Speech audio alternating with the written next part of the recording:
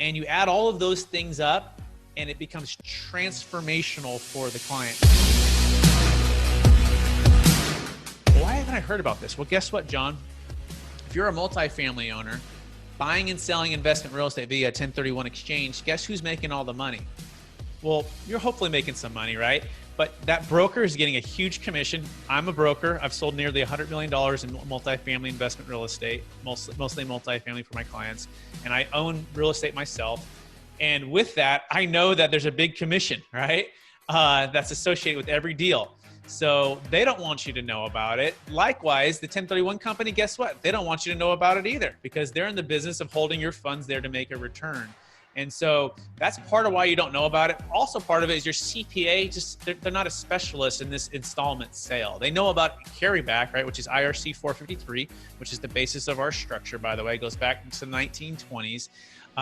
That's how and why it's legal. By the way, during the audits, that's what the IRS said. They said, you guys are doing something really creative. I mean, you guys do something really simple here. You're being creative with the installment sale, but all you're doing is an installment sale, which is known as a seller carryback. You have this third-party trust that's coming in, and they're buying the position, and they're selling it to the ultimate buyer. And because the seller's carrying back 100% financing, by the way, that's what happens. You become the lender in this scenario. It looks like you guys are good. No change audit, not one single issue. So the legality's there, the track record's there, but the key is more than just the actual strategy. It's actually the business professionals and the team aspect. This is important part of the theme of the show. It's the team of professionals that's going to help you execute the business plan. So we actually work with the 1031 companies. We have QI companies that work with us, give both options. We have the commercial real estate brokers who have joined us. We've done deals with Marcus and Millichap. We've done deals with Keller Williams. We've done deals all over the U.S.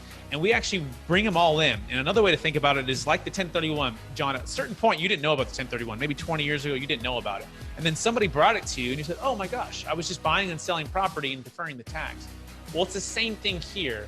Think of it like the 1031 that was like the old Blockbuster. It used to be an old way of doing things. You'd go to Blockbuster and you'd check out a movie and you'd have to return it, right? You'd have this short time frame, and then within 3 days, if you don't return, you get the penalty and all. They had all their rules and their ways to make money, and that's what the 1031 is. Well, there's a new way, and it's called Netflix, right? And you sign up for a subscription, and you get all this flexibility, and you get all this freedom. That's what the Deferred Sales Trust is like. It's like the Netflix to the Blockbuster, and it just gives you tons of freedom and flexibility. And the point I'll touch on right here too is the second part of the secret, which is essentially for creating an optimal timing transformational wealth plan. Back to these baby boomers. They want to be retired from the toilets to trash to liability. They want their time and their energy. They've created and preserved all this wealth, and they don't necessarily need to create more. They just need to figure out a way to how to transfer it to the next generation, which is our generation, without getting completely wiped out. But how do they solve those two gaps using a 1031? It's very challenging. Well, this is where the Deferred Sales Trust comes in. Not only do we get them out of complete debt, right? So they're debt free because we don't have to replace equal or greater value, but also we don't have to go into like kind real estate. In fact, we can put it into John's deal. John might have a syndication deal, right? A small portion. We could put it into hard money lending. They can put it into the stock market, okay?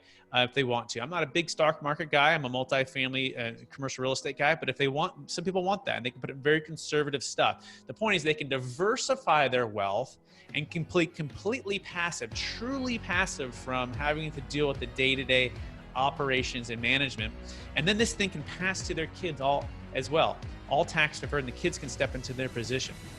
And so I want you to think about the Deferred Sales Trust like a box, and that box is the place where your assets, as they sell, the proceeds go into them, okay, and they accumulate, okay, into this place where now you can put it like a self-directed IRA into multiple syndications, multiple asset types, all tax deferred at any time, out of debt, and you add all of those things up, and it becomes transformational for the client versus just a transaction where you're just selling one property for another in a short period of time and all of the restrictions that the 1031 has. So I'll pause there because I know I said a lot and you may have some questions or thoughts.